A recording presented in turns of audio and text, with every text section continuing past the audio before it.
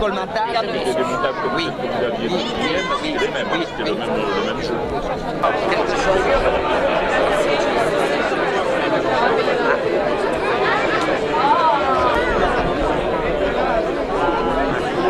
Alors que tu l'as pris.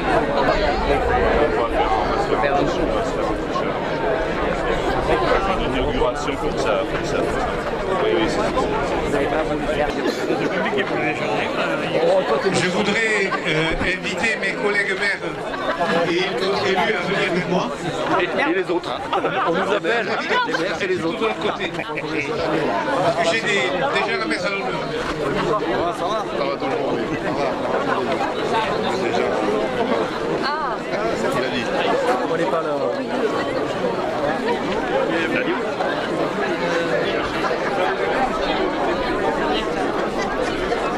S'il vous plaît, vous mettez plutôt par là les gens, s'il vous plaît, parce que je veux mettre des gens à l'honneur. Là. Bien, tout d'abord, s'il vous plaît. Tout d'abord, je voudrais vous remercier d'être venus aussi nombreux à l'inauguration de nos arènes. Alors, je voudrais remercier les collègues élus, donc Olivier Martinez, conseiller départemental, mes collègues maires, bonjour maires de la Comcom ou mes maires voisins. Je voudrais excuser notre sénatrice qui ne peut être des nôtres aujourd'hui, ainsi que Pascal Requena, la présidente de la communauté de communes. Merci à vous tous d'être présents. Aujourd'hui, on conclut un pari. Oui, un pari, parce que en 2020, faire un pari de faire 2 arènes qu'avec des bénévoles, c'est un pari un petit peu risqué. Vous savez, aujourd'hui, la mode, c'est un peu le repli sur soi. On est bien chez soi. Donc aujourd'hui, je voudrais déjà remercier tous les gens qui ont travaillé, les bénévoles, et je voudrais les inviter à se mettre là. Donc tous ceux qui ont participé pour le bois, la peinture, la maçonnerie, le fer, je vous invite à venir là. Alors, avancez-vous, avancez-vous, tous, tous. Allez André. Je ne sais pas si... Il en manque quelques-uns peut-être, non, encore, qui n'ont pas osé s'avancer. Bon, et déjà, je vous demanderai de les applaudir.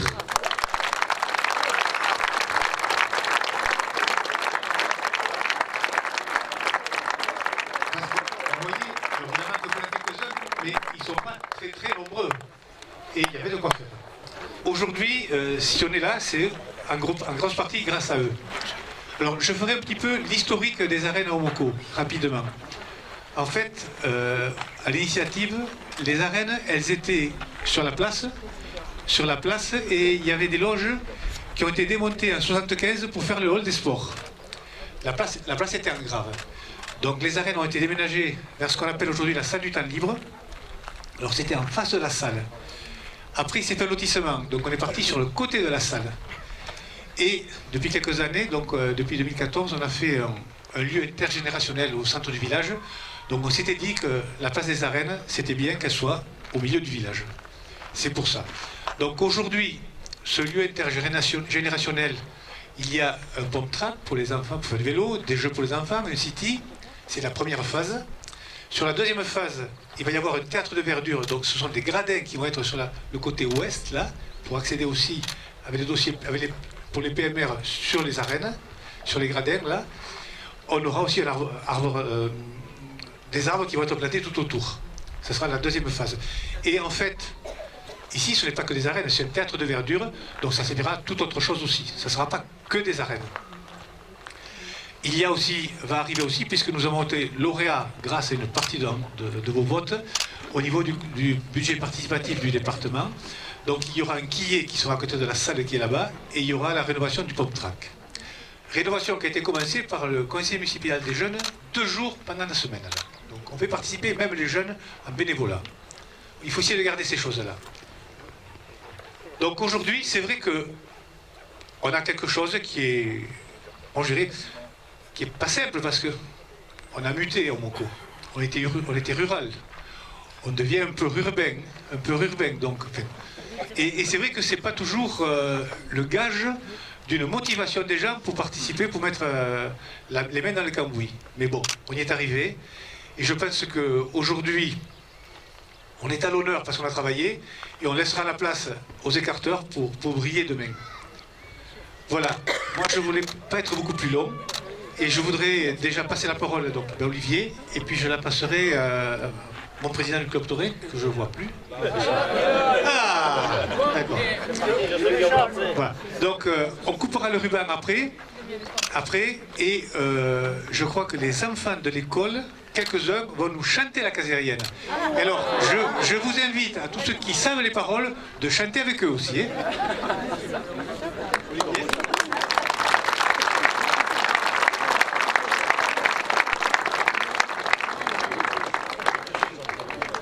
Oui, merci Gilbert, merci monsieur le maire, mesdames et messieurs les élus, monsieur le président de la fédération, monsieur le président du club taurin de Haut-Maucourt, mesdames et messieurs, bon, je vais essayer d'être bref également puisque Gilbert l'a été et j'ai bien compris qu'il fallait que je le sois aussi. Tout d'abord pour te remercier pour cette invitation puisqu'on en parlait tout à l'heure en aparté, il y a toujours quelque chose à inaugurer à Haut-Maucourt et j'ai bien compris que vu les futurs investissements, il est fort à parier qu'on revienne après l'école, la maison médicale.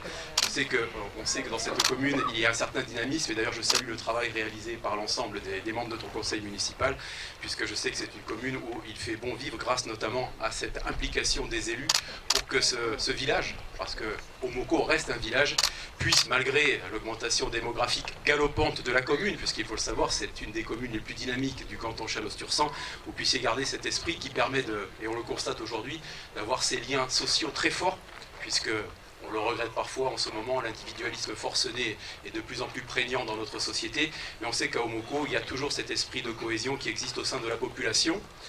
Vous remercier donc de cette invitation parce qu'on a ici même une nouvelle infrastructure importante, parce que la culture gasconne, ce n'est pas rien.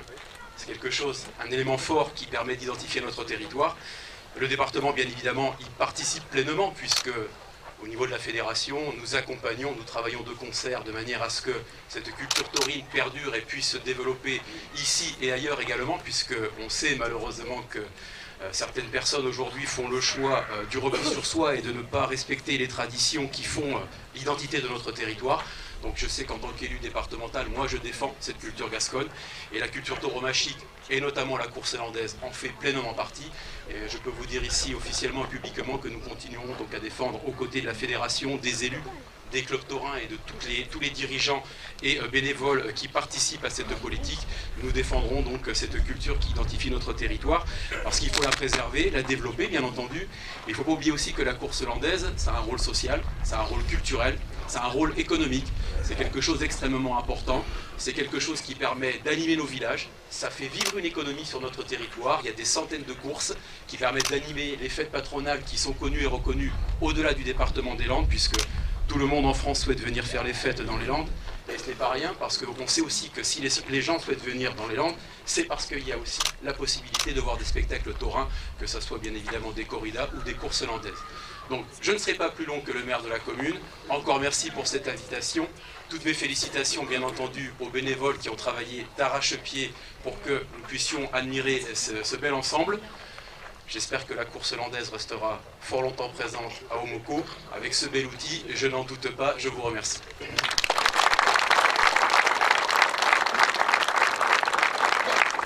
Je vais passer la parole au président de la fédération. Alors c'est vrai qu'on se connaît parce qu'on a fait 2 assemblées générales de la course landaise à Haut-Maucourt. On a fait une réunion avant les élections, donc c'est vrai qu'on se fréquente régulièrement. Oui. Merci, monsieur le maire. Merci. Bonjour à toutes et à tous. C'est fini derrière. Ils sont très dissipés. Ils sont dissipés. C'est aujourd'hui jour de fête à Haut-Maucourt. La course landaise est de nouveau à l'honneur dans cette commune si accueillante. Et c'est une grande chance et un grand bonheur pour nous tous. La course landaise ici à Haut-Maucourt, mais aussi dans une grande partie de la Gascogne, c'est un peu notre potion magique. Ce petit plus inimitable, indispensable, qui nous permet de réaliser de grandes choses et de vivre de grands moments. La course landaise, c'est ce que personne jamais ne parviendra à nous arracher. Les courses de vaches, nous les aimons depuis plus de 7 siècles. Depuis plus de 7 siècles, elles forgent notre culture, notre identité, notre force, notre plaisir. Nous aimons la course hollandaise parce qu'avant toute chose, elle nous réunit, nous rassemble, nous permet d'accueillir, de partager, de vivre ensemble de vrais moments de fête et de convivialité. Sport extrême, extrêmement attachant, elle nous offre en ces périodes complexes, entachées de doutes et d'inquiétudes, l'occasion de renouer avec la solidarité, la générosité, la fraternité. Je tiens à saluer et à remercier, au nom de la Fédération française de la course hollandaise, de toutes les équipes fédérales et de tous les coursaires, M. Gilbert Lannes, maire de la commune, M. Jean-Jacques Dufaux, président du club taurin, M. Mathieu Gardès, ancien taureur, et tous les bénévoles qui ont osé, tous ensemble, ici à Omoko, relever le défi de relancer la course hollandaise, de ne pas la laisser sombrer dans l'oubli. Avec une détermination et un engagement exemplaires, cette bande d'irréductibles gascons a réussi l'exploit de redonner à leur commune l'âme d'une cité coursaire. C'est généreux, c'est fort, c'est beau, tout simplement. Un immense merci et un immense bravo à vous tous. Comme j'aime le répéter, la course hollandaise aujourd'hui, plus que jamais, a besoin de tout le monde. Acteurs, ganadères, organisateurs, arbitres, médecins, journalistes, partenaires, photographes, de bizarres bien entendu, et ces centaines de bénévoles qui œuvrent le plus souvent dans l'anonymat le plus complet, saison après saison, pour que le spectacle continue. Ce sont eux aussi les héros. Les zéro, c'est le moins là, je crois. Je recommence. Bon, on efface, on revient en arrière. Ce sont eux aussi les héros dont nous avons tous besoin. C'est à ces bénévoles qu'il convient aujourd'hui de rendre hommage. C'est à ces bénévoles et à cette belle et innombrable famille qu'il convient d'adresser notre plus profonde et sincère gratitude. Sans vous, mesdames et messieurs les bénévoles, rien ne serait possible. Vous êtes la force, vous êtes le cœur, vous êtes l'âme de la course hollandaise. C'est terminé bientôt. C'est pour ça que quand on a un pupitre, c'est toujours plus facile. Par votre générosité, votre engagement, votre sens du don et du partage, vous êtes une lumière dans la nuit, un rayon de soleil au-dessus de la brume, vous êtes l'espoir, vous êtes l'avenir. Ça c'est... Merci. C'est pour me rattraper de vous héros de tout à l'heure. Ici, aujourd'hui, nous célébrons l'arrivée, la naissance d'une nouvelle arène, fruit de votre superbe travail collectif, de votre belle volonté commune au cœur d'une belle commune pleine de volonté. Pour l'ensemble de la course hollandaise, votre réussite est un exemple, un signe encourageant, la preuve que tout engagement fort au service d'une noble cause conduit à la victoire et au succès. Quel beau succès, les amis! Bien plus qu'une arène, vous nous offrez à toutes et à tous une raison supplémentaire d'aimer la course hollandaise, d'aimer notre belle Gascogne, d'aimer la vie. Merci pour cet inestimable cadeau, merci pour tout, merci. Vive la course hollandaise, vive la Gascogne et vive notre belle commune de Omoko. Merci.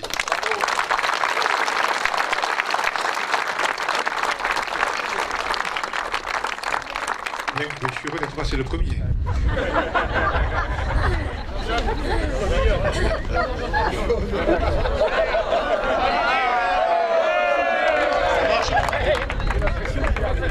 Ça marche?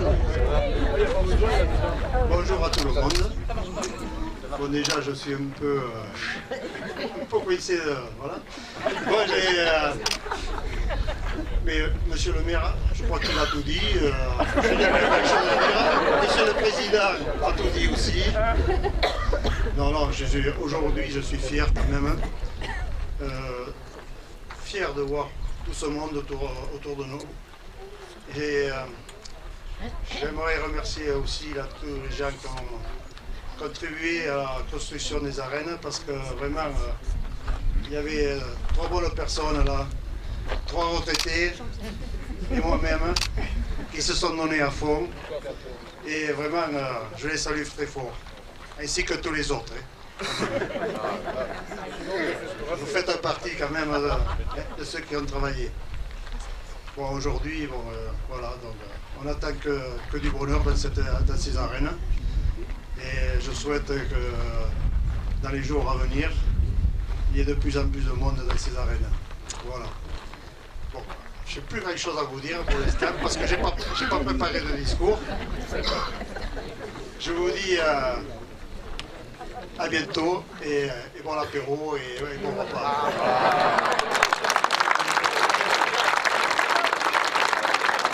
Bien.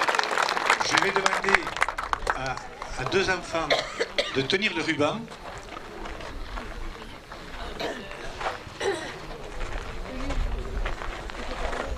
Et après, je demanderai aux enfants de l'école qui doivent chanter la casérienne de s'approcher après ici, s'il vous plaît.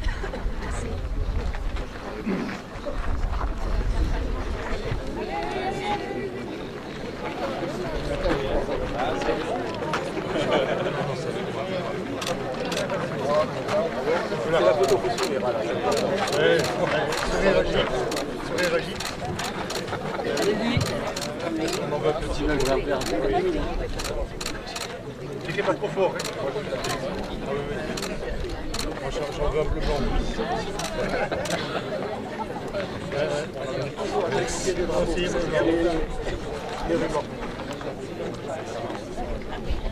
La bonne queue. Donc c'était la presse.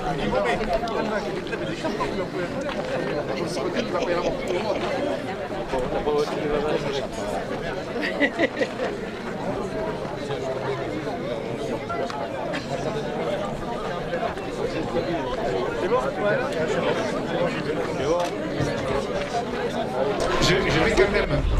J'ai oublié un petit truc dans mon discours, donc je vais me rattraper.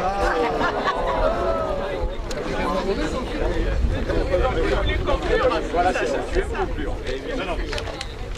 Je voudrais quand même dire un petit peu le travail qui a été effectué, parce que ça ne se voit pas comme ça. Ils sont quelques-uns. Alors il y a quand même 32 mètres cubes de gravier pour les fondations, 32 mètres cubes de béton pour les fondations, 3000 parpaings de montée, 160 mètres carrés de béton pour le sol, 240 mètres carrés d'ourdi béton en haut, 100 mètres linéaires de ceinture, 50 poteaux, 16 portes. Donc tout ça, ça fait à peu près 110 000 euros de matières premières. Il y a maîtrise d'œuvre pour 6 700 euros et 22 000 euros d'études. Études sol, études béton, études fer. Mais voilà un petit peu l'investissement de la commune de Moko. Et l'investissement des gens qui ont travaillé bénévolement.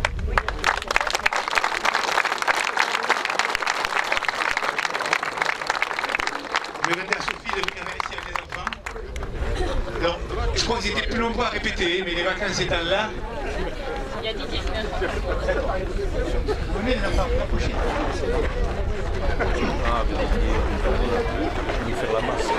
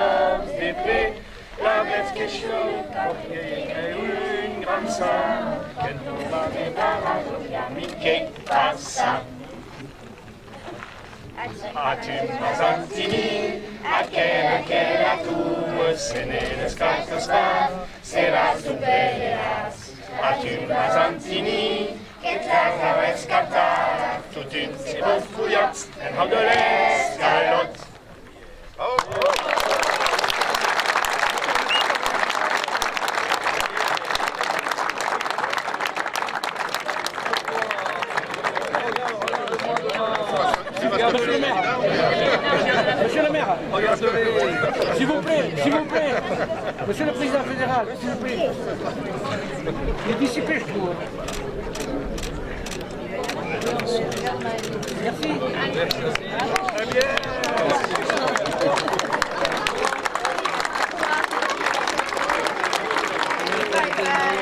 Je suis derrière, je te vois.